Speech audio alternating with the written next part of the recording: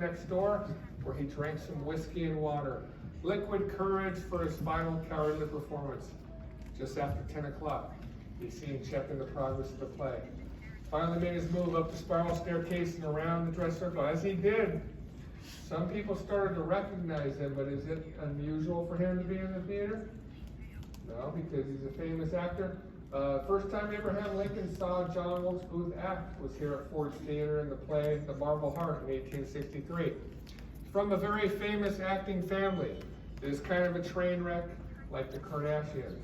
Unless there's a Kardashian here, and then it's not like the Kardashians. So Booth makes his way around. He's leaning against the wall at one point, gauging the progress of the play. Is there a Secret Service to stop him?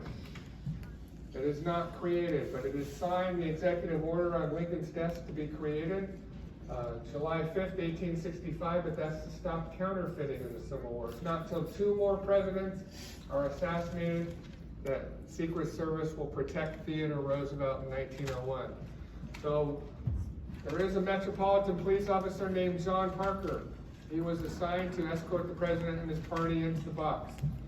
He was brought up on dereliction of duty charges. He was drinking in the Star Saloon at one point. We don't know where he was when the assassination took place. He said that the president had relieved him. So I believe that's true. But the problem with John Parker is that he'd been reprimanded 14 times before that for sleeping on duty, drinking on duty, going to brothels on duty. 2 years later, fired for sleeping on duty. And to add insult to injury, after the assassination, guess who they sent over to guard Mary at the White House? That did not go well. The only person that Booth had to get past was the White House messenger, Charles Forbes. He approaches Forbes and gave him what looked like was a calling card. Now, Booth's like a young Johnny Depp of his time. I've been saying that for years. I didn't expect Johnny Depp to show up here 2.5 months ago, or After Hours tour, but he was here. So you know, if you guys want to rent out his game-used Johnny Depp mask, I have it right here. It's got real Johnny Depp DNA as far as you know in there, and some Amber Heard, and it smells like a rum factory, to be honest. So, but he was here. The Fairfax courthouse is only 40 minutes away. So, Booth's allowed to enter because of his fame. Once inside, he took that piece of a music stand, put it against the door in the wall, barricading himself from the 1,700 people that are here. He looked through a bored hole where you can see the president sitting, pulled out his .44 caliber single-shot Derringer, and then he listened, because on stage was Harry Hawk. Booth had choreographed this attack around the funniest line in the play. Harry turns and says, "Don't know the manners of good society, eh? Well, I guess I know enough to turn you inside out, old gal, you soft-ologizing old man trap."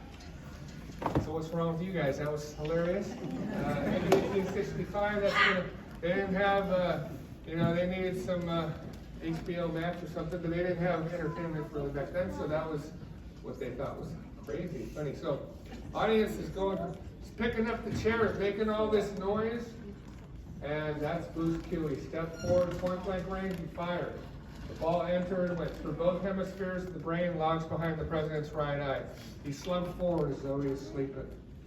Mary was holding on to him before the shot. Last thing the president said, Mary said, "What will Miss Harris think of me holding on to you so?"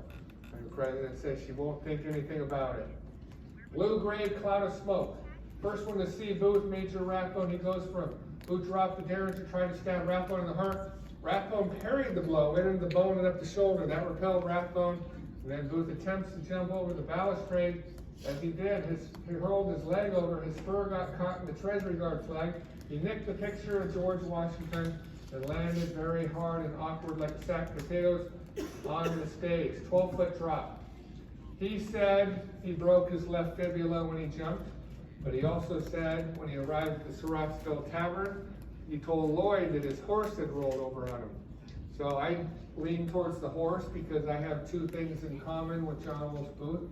I have also broken my left fibula and the dashing good looks. But I had to be helped off the field. He got up quickly, had an audience, an eagle, brandished that bloody dagger and yelled, "Sit semper tyrannis." That's always to tyrants in Latin.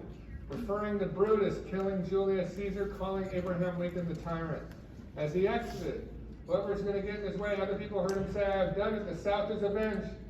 He's going to slash the orchestra master, kick an actress out of the way.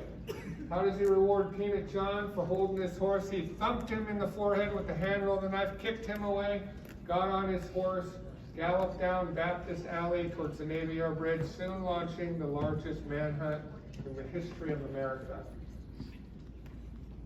Now back in the theater, there's confusion. Some people recognize John Wilkes Booth. Some people think it's part of the show. What were you watching a few months ago and you're not sure if it's part of the show? Oscars. The Oscars. Very good. The slap heard around the world. So one man said by the count of 8, Booth had shot the president, was out the back door, probably 25 seconds or so. But it happened quickly. At one point, Major Rathbone yelled, "Stop that man! Somebody stop that man!" Screams from the box. Then there's a hush. And when the people heard that the president's been shot, there was chaos and pandemonium in this place. There's this 6'6" Army major, tallest man in Washington, jumped over the stage to go after, he jumped over the orchestra pit to go after Booth. But it was on when they found out the president's been shot. They were throwing chairs in here. They wanted justice immediately for this. If you were to express your delight that Abraham Lincoln was shot at Ford's Theater that night in D.C., you might get hanged or shot on the spot. Some people wanted the theater to be burned down. The first doctor in the box was 23 years old, 6 weeks out of medical school, Dr. Charles Leal. What's he looking for? What did he see Booth hold? Knife wound. Cannot find it. He looked into the president's eyes, and he saw that it's a massive brain injury. He felt for the wound, found the wound, stuck his pinky into the wound to dislodge a large blood clot. It's like taking a cork out of a bottle, release the pressure on the brain. Now there's 3 doctors in the box. Dr. Taft is hoisted up, Dr. King, and these doctors know, they've seen lots of Civil War injuries. This wound is mortal. It is impossible for him to recover. So what are they going to do with the president? They can't have him die in the theater. This is the devil's playpen. It's questionable if he should even be in the theater on Good Friday. Saloon next door, that's not fitting. Best option is to get him across to one of the boarding houses. So they take him out amongst the street, 1,700 people, and stopping again to remove another blood clot. Still not sure where to place him. One of the Peterson boarders, Henry Safford's reading upstairs, sees the chaos, came out to the stoop and said, "Bring him in here." So they took him into the back room, placed him on the bed, diagonally on the bed. He's too tall for the bed, 6'4". And then it's just a matter of time. But the doctors, when they took off his clothes to examine him, they were very impressed with his arms, his chest. 56 years old, 170-something pounds, but he was a frontiersman, rail splitter, excellent wrestler in his youth. He's in the Wrestling Hall of Fame. 300 wins, 1 loss. Of course, it doesn't hurt to be Abraham Lincoln as an honorary American. And of course, he chased vampires with the best of them. So he lasted 9 hours with that wound. Dr. Leal was honored for the way he cared for the president. He held his hand for hours. He knew that if the president did regain consciousness, he would be blind, and he wanted to let him know he had a friend. But the 16th president of the United States of America, Abraham Lincoln, he did not regain consciousness. He died at 7:22 Saturday morning, April 15th, which could be considered a downer in American history. What else is bad about April 15th? Tax Day. Titanic sank, very good.